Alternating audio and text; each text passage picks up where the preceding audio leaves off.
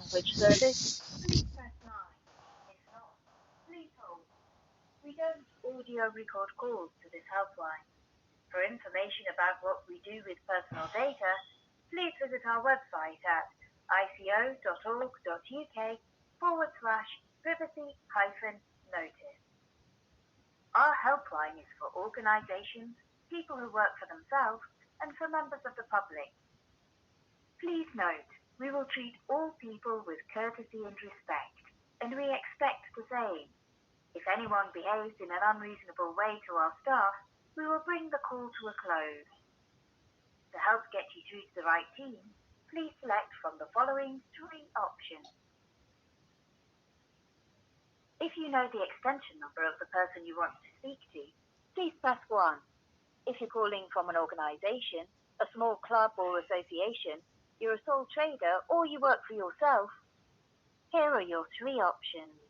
To discuss an inquiry or complaint you've already sent to us, please press 1. To discuss a new inquiry or complaint with us, please press 2.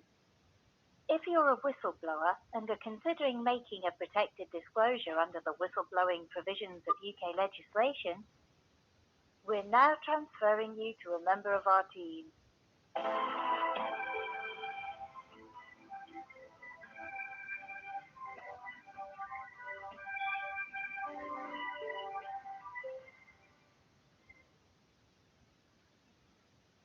Information Commissioner's Office. Yes, good morning. Can I ask who I'm speaking to? My name is Michael. Hi, Michael. I'm ringing you today to make, I'm a member of the public and I'm making some general inquiries in relation to making a subject access request with a particular focus on making a oral or verbal request.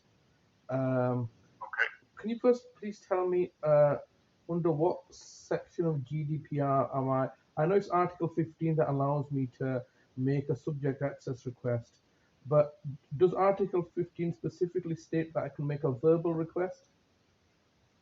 I will have to check that up, just going off my own patchy memory, so just give me a minute. No, it's all understandable.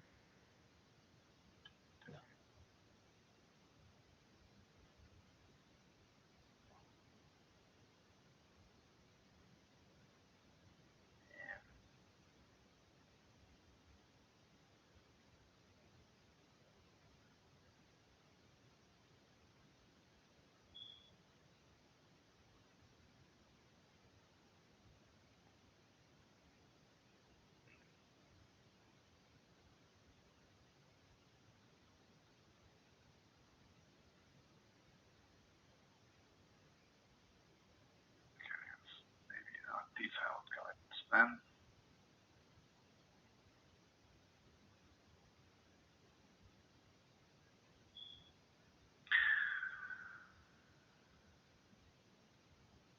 So I think this sort of maybe kind of a kind of negative in that the UK GDPR doesn't specify formal requirements. So our guidance says what's the subject matter request? They're entitled to ask under Article 15. Yep. And then our guidance says, are there any formal requirements? No. Okay. The UK GDPR does not set out formal requirements. Okay. Therefore, an individual can make a SAR verbally or in writing, including by social media. Okay. They can make it to any part of your organisation, and they do not have to direct it to a specific person or contact.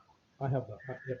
I understand that. That's fine. You have that. But you know, moving. So it's not that I think it's not that the law specifically says these are acceptable. It's because the law doesn't say this is how you do it. I mean, for example, freedom of information requests do need to be made in writing, and I think the law specifies that. Don't ask me exactly where because I wasn't going fishing for it. But it's because data protection law doesn't specify that there is therefore no particular formal requirement to put them in by a certain method. Okay, that's fine. I understand that. Now, the specific focus of my inquiry was that considering that a verbal request, a valid subject access request can be made verbally, the organization in my particular circumstances have chosen to identify myself, which they have a right to do. But the amount of information that they are requesting, I feel, is excessive and draconian. So, for example, they have requested two pieces of information, one from list A and one from list B. And list A includes a full valid driving license, a birth or a birth certificate, certificate of registry or date of birth, or adoption certificate, a valid current passport. That's list A. And list B includes gas, electricity, water, or telephone bill, bank, building society, or credit card statement, a letter from solicitor, social worker, probation officer. And so, I mean, with regards to the focus of identifying the requester. I mean, considering that verbal requests can be made, then surely a mechanism should exist for verbally identifying somebody if a request can be verbally made. And I just feel that such organizations are requesting an excessive amount of information to identify somebody that they ordinarily would not hold. Now, considering this list that I've provided you with, just imagine if you were to make a subject access request to a private organization that would not ordinarily hold this information, such as your driving license or your utility bills. I mean, this type of information, request for identification, I believe, is valid under the circumstances of opening up a new bank account, let's say.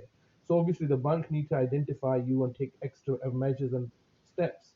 And so therefore, under those circumstances, like a driving license, a passport, or other formal documentation are required to open up a bank account. Now that's understandable, but for an organization, a public authority organization, to request this amount of information, I think it's very, very excessive and draconian, and can be utilized as a means to like deter somebody from making a subject access request, considering that this information would be new data that they ordinarily would not hold.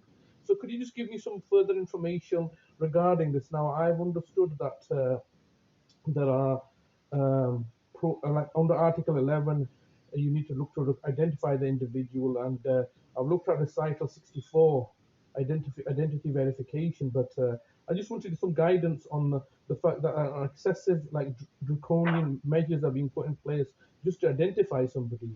And in the context that a verbal request can be made, surely a verbal identification can take place, such as me declaring my name and date of birth and home address would be adequate, I think. So just in regards to this sphere, would you be able to give me some further assistance and advice? Yeah, I take your points on that, and in that, it would seem to follow if verbal requests can be made,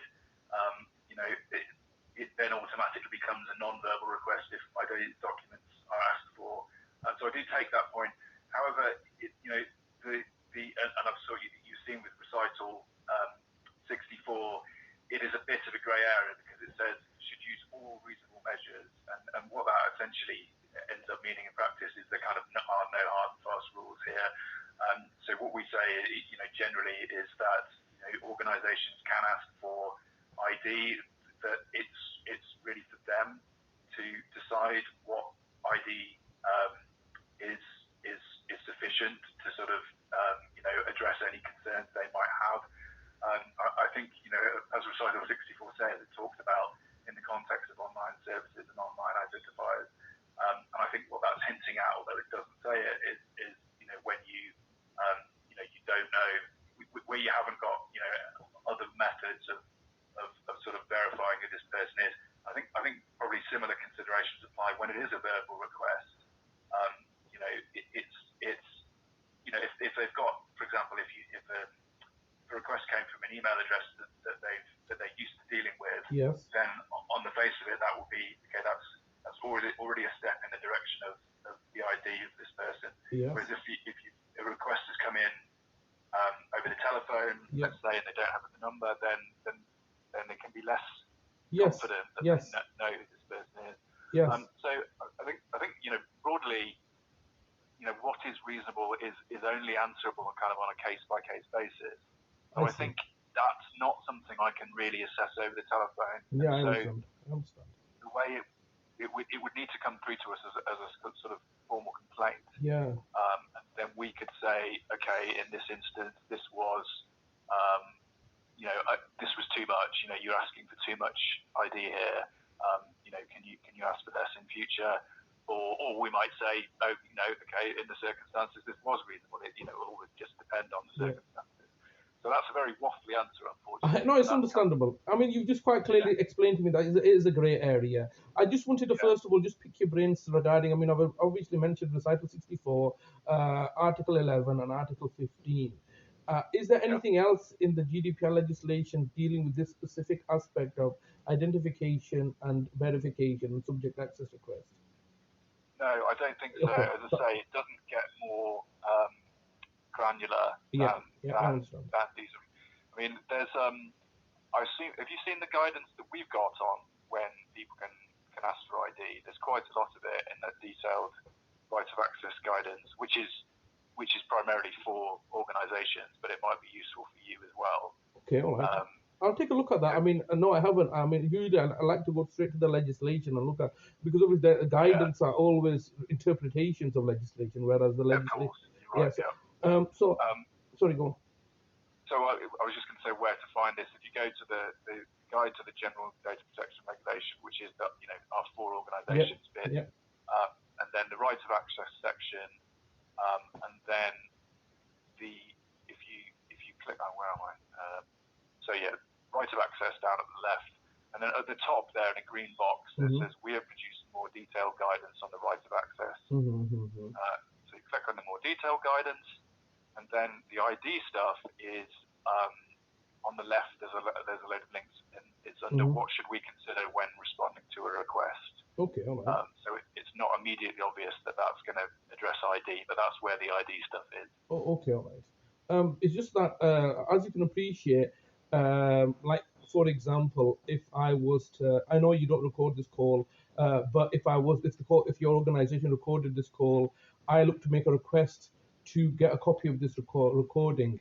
For me to identify who I am, because it's an oral recording. As you know, many organizations do record oral conversations due to training purposes and quality purposes. Right, So if I was then to make that request, and the organization then turned around and asked for information that they ordinarily would not hold, all right, and therefore the burden of them, looking to ask for my driving license, let's say, and my electricity bill, that seems kind of excessive in order to identify who I am, and I can understand if that information they already had.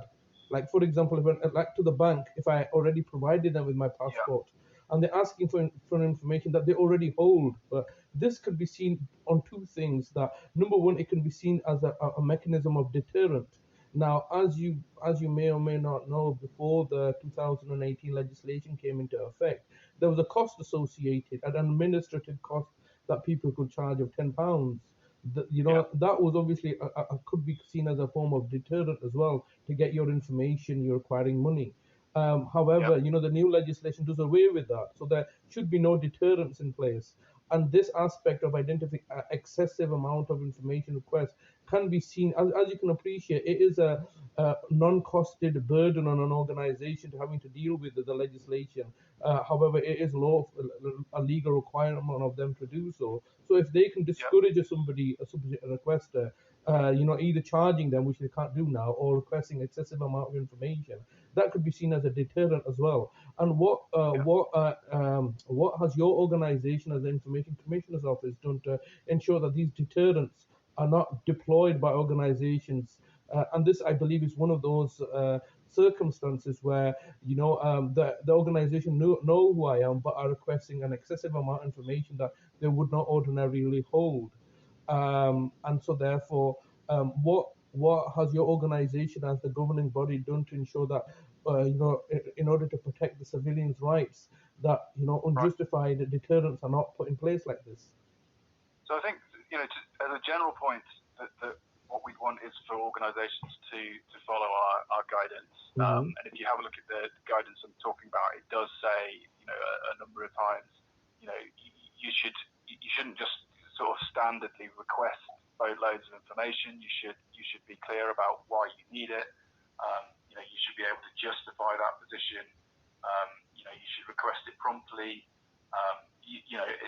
Essentially, this isn't about just making it difficult and causing delays. It needs to be reasonable. Your request needs to be reasonable. I think that was a very good point about locating a call. If you're providing them with information they didn't have, then that's not going to help them ID you because it wasn't relevant. And so it would be wrong to suddenly make it relevant. And then on a specific basis, like if you had a specific issue with an organisation, then what we'd want is people to come to us with complaints about that organisation, and certainly, on a case-by-case basis, we look at those and go, and particularly if we saw a pattern with an organisation of overly onerous requests, it might not only be ID requests, there might be also, saying, oh, we're going to use our 3-month time limit for a subject access or that sort of thing. Then that's the kind of thing we need people to report to us. Yes, I understand. I mean, as you can play, it's all about practicalities and stuff. And now, as you may be aware, prior to the 2018 legislation, they had a turnaround time of 40 days. That was seen as excessive, and that got reduced to 30 days of 1 calendar month, which is all positive for the consumer or the civilian. Now, with regards to raising a complaint with yourself, there's a practicality side of things as well. Having 1 month turnaround time, I think, is very good, is very positive. However, raising a complaint with yourself, as you are fully aware, there's a minimum time delay of 3 months before it was even taken up, and then that starts the investigation process, which sometimes when the information is crucial or pivotal, that kind of delay is very off-putting. Now, I understand that this is a resourcing issue for yourself, and I understand that, but practically speaking, I mean, it's all very well saying that I should look to leverage a complaint with yourself, but I have to look at the practicalities that could take up to 3 to 4 months, and most likely, even if the organization is found not to use the word guilty, but at fault, or in most 90%, I think, or majority of the time, you would work with the organization and make recommendations for them, where there's it's not necessarily the case that just because you found my complaint or upheld my complaint that you're going to take legal action against the organization in a penalty basis. It's simply going to be, yes, we found your complaint has been upheld, and we are writing to the organization advising them to change their ways. So practically speaking, I just think it's very, very ineffective for me to raise a complaint with yourself. Does that make sense? Because that does, yes. Actually, we're doing kind of a survey about this at the moment. You've provided me with some good answers for that. It's all completely anonymous, and of course, I don't have the details anyway. Okay. I know. I see what you're saying. The idea behind our complaints, and this might seem odd, and it seemed odd to me, is not so much that we kind of address the individual issue raised in the complaint, and sort of act as like an ombudsman, for resolving complaints of individuals, but it's more that we gather intelligence to inform our regulatory function. So that's one of the reasons why the delay is certainly not helpful when you've got a specific issue that you want sorted out kind of there and then. But that's kind of that's sort of the reason that one of the reasons that delay is in place is because there kind of isn't a data protection ombudsman where people go to have their complaints sorted out. There is always the option, and this is obviously not a quick fix either. But whenever you think that data protection rights are being infringed, you can always take your own cases to court. Yes. So there's always that option too. Yes. And whether obviously that's probably even more time and money intensive than bringing the complaint to us, and may not be any quicker as well. Yeah. But that's kind of the setup. We're sort of here, when we receive complaints, our primary purpose is kind of not to fix that complaint for that person. It's to see whether we need to improve the information rights practices of an organisation, and that's something that we only develop intel on over time. Yes. So essentially, when people bring complaints to us, they're doing us a favour. Yes, that's exactly the other way around. I mean, that's perfect. What incentivizes someone to raise a complaint? What is my incentive? It's kind of up to the individual whether knowing that, whether they want to take things forward. Yes, I understand. I would say a lot of people,